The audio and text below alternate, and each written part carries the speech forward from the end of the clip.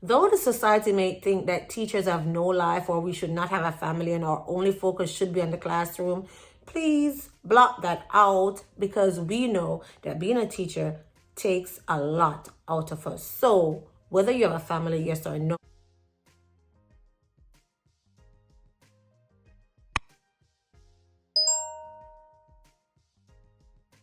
Hey guys, and welcome back to my channel. Today we'll be talking about how to survive your first year of teaching in the United States. And also for teachers who are not in the United States, because the first year of teaching is really that, the first year of teaching. And believe it or not, you might think that you are going to be the best and the perfect teacher for your first year.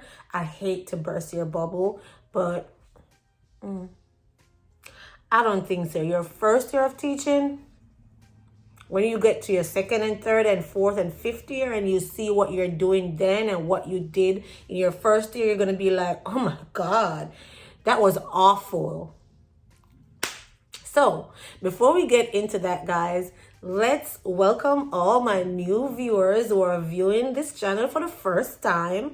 Welcome, guys. On this platform, we share information with teachers who aspire to teach in the United States, as well as information on different types of visas and how to maneuver or get around in the United States when you get a job here. If these are information or things that you'd like to know more about, go ahead and subscribe to this channel. Turn your notification bells on so that you will be notified each time a video is uploaded. So for my returning viewers, guys, thanks for coming back.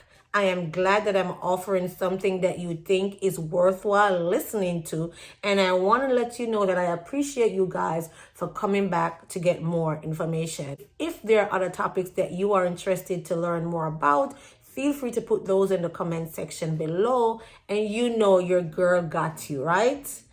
Let's get into it, guys. So I know as teachers, you are excited, especially when you're in your final year of teachers college or final year at your university where you're being prepared to become a teacher. You're excited. You're full of zeal. You're full of enthusiasm. You can't wait to impart all the knowledge you learned at teachers college or university. And then you get into the classroom and it's like, I didn't learn any of this. They did not teach me this in teachers college. They did not prepare me for this. Well, today we will talk about some ways that you can be successful in your first year of teaching.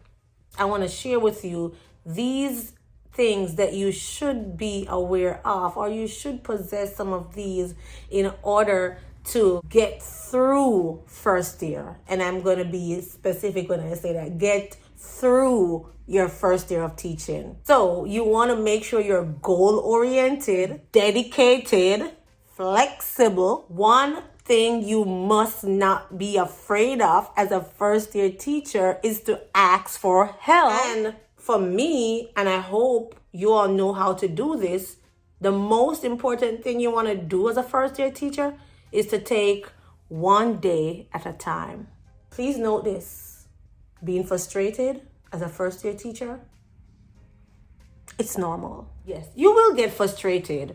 Don't let anybody else tell you otherwise. You will get frustrated. But what you do when that frustration comes on? What do you do when you don't feel so dedicated? What do you do when you don't feel so committed to teaching? Teaching is a hard job, and doesn't matter what others may say. It doesn't matter what the society might say about teachers. And we know this for a fact, that they think teachers are superhuman. Some think that teachers do no work. Some think that we get too many days off. They don't know that we deserve those days off, else so many of us would be in what we call madhouses. So teaching is hard. So let's talk about these tips, guys.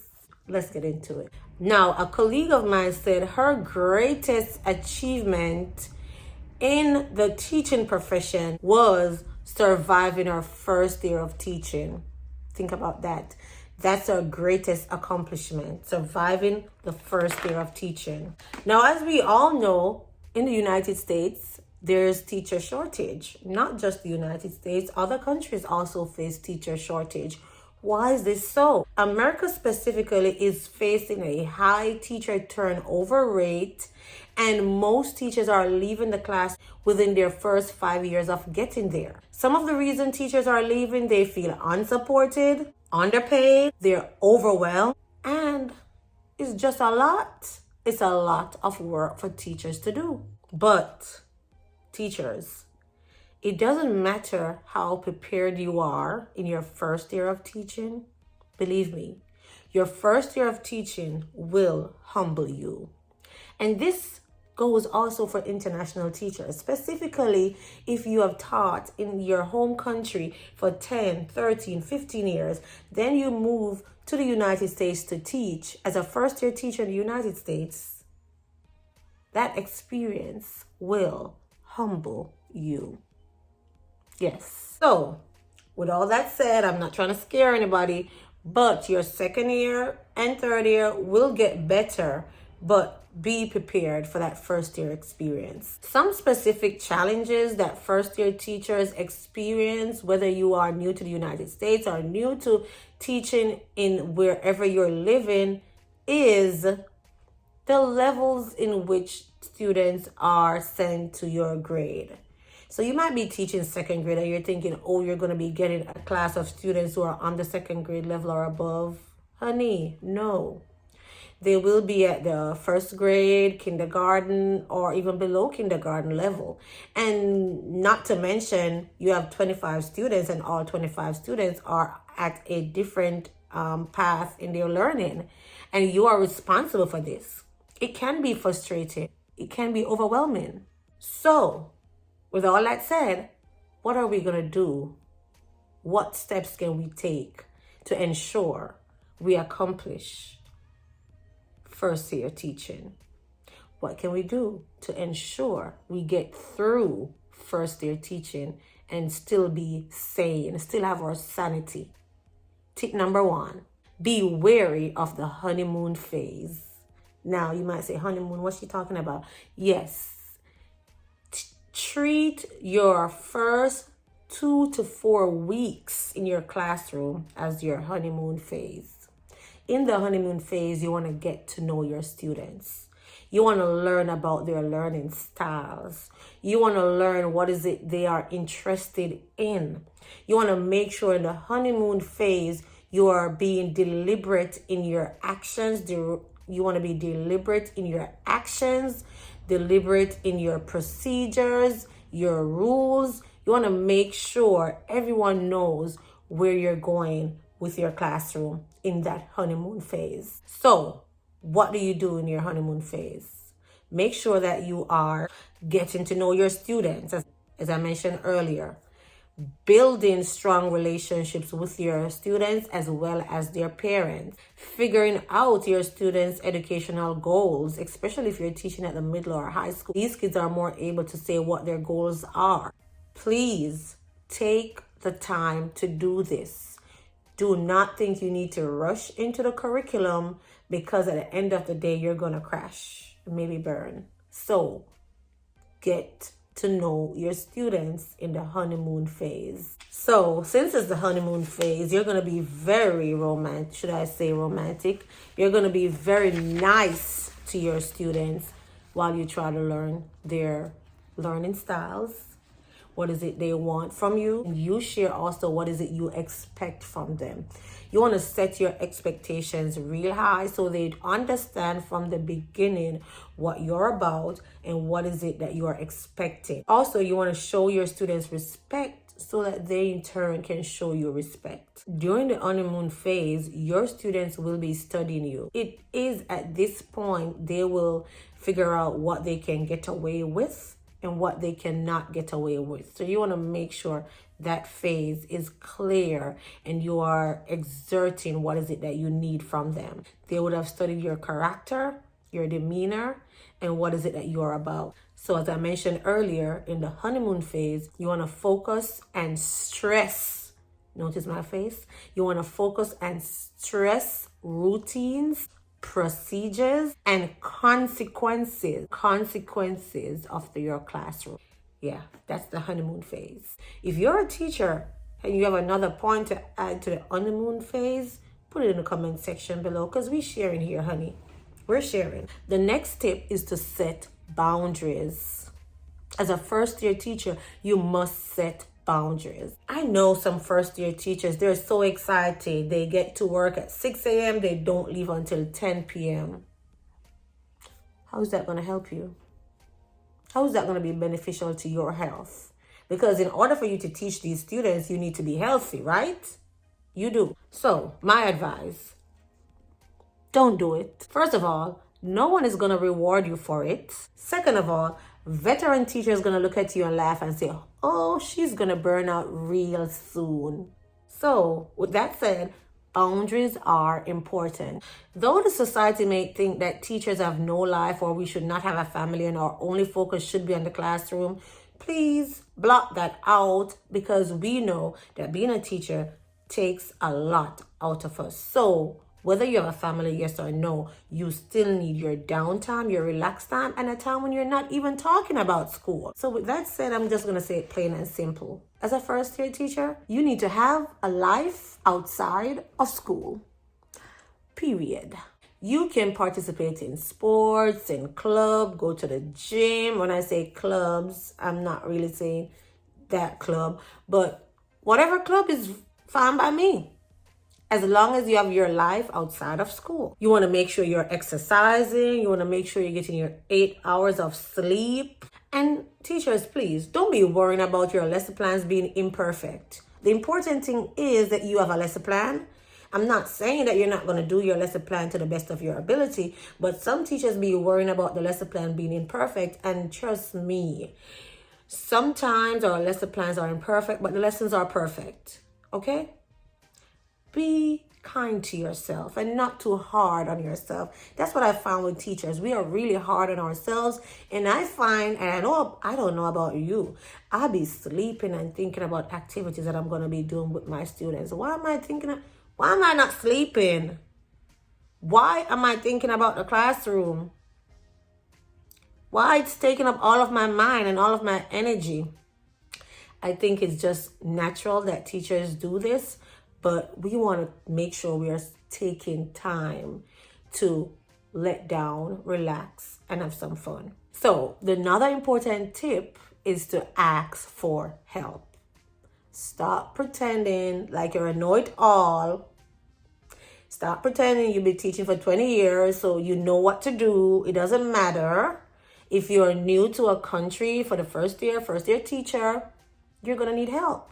Because the way you did things in your home country might not be the way it's done in the country that you're in. Whether you're in the United States or Kuwait or Abu Dhabi, wherever you are, everywhere have their own way of doing things. Feel free to ask for help. Also, when you start feeling frustrated, you want to make sure you're taking the time out to relax, doing things to make you more comfortable.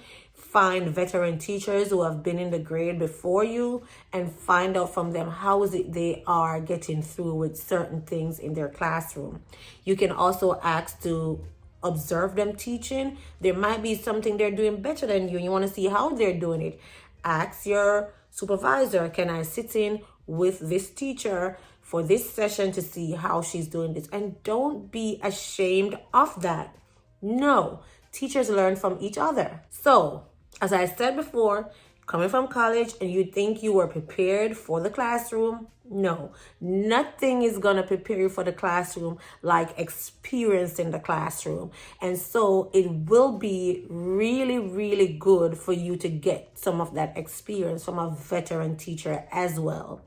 Asking them for help, they will provide you with needed information on how-tos and what not to do. Also, ask for feedback from your administrators, from your coaches, from your grade supervisor. Ask for feedback. Ask your grade coordinator to come and sit in and watch you teach a particular lesson if you're not feeling comfortable about it. They can give you instant feedback on what you did well and what you need to improve on. Don't be shy, teachers. Now, a lot of teachers do this. A lot of first year teachers do this. They put on a show and they pretend like they have everything under control, when in truth and in fact, they are not. They're not. They're struggling. They're struggling. And you're only hurting yourself. Do yourself a favor and ask for help. So in order to do this, you want to make sure you have a good relationship with your administrators. You have good relationship with your colleagues, good relationship with your grade supervisor, so that when you're asking for help, you don't feel, you don't feel funny. It comes natural because you have a good relationship with them.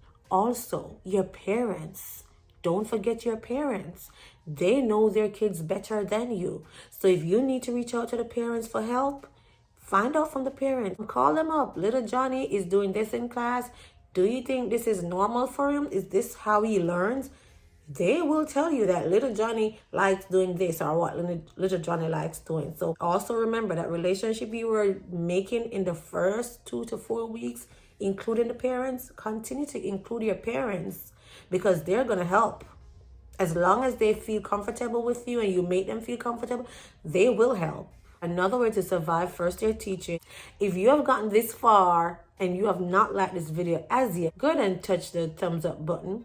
Thank you.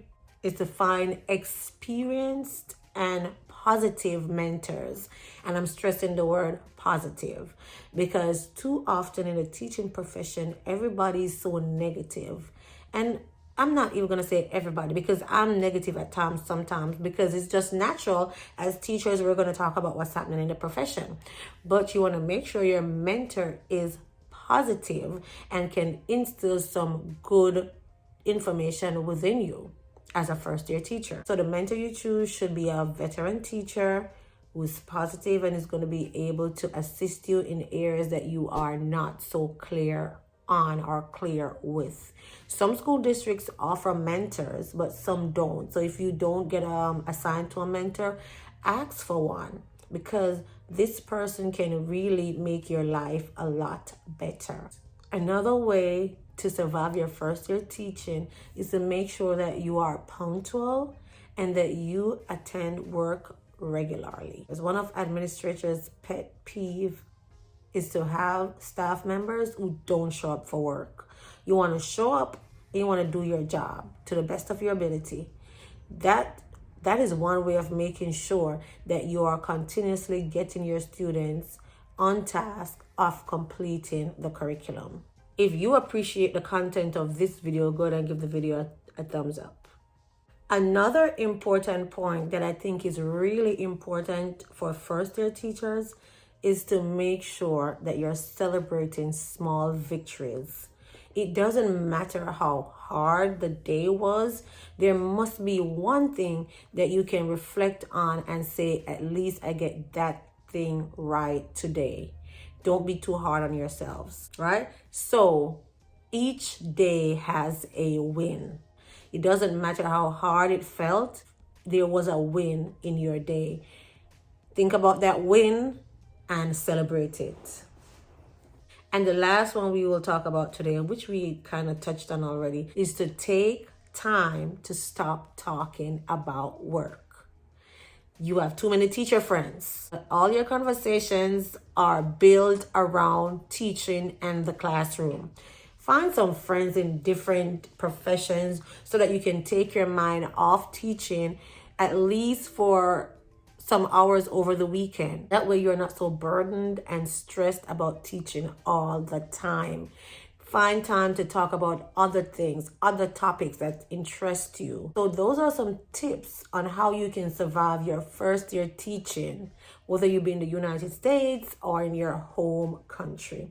If you enjoyed this video, go and give it a thumbs up. Don't forget to subscribe to this channel. Also, turn your notification bells on so that you can be notified each time an informative video is uploaded. I'll see you next time, guys.